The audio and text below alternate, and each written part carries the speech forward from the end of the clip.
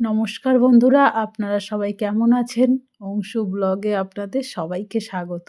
আজ অনেক দিন পরে একটু ছাদে এলাম। এসে দেখছি অরিন্দম গাছগুলোকে পরিচর্যা করছে। তো বললাম একটু সবাইকে দেখিয়ে দাও। আমার তো খুব ভালো লাগছে, আমার ফ্রেন্ডরাও একটু দেখুক। তো দেখুন আর আপনারা উপভোগ করুন।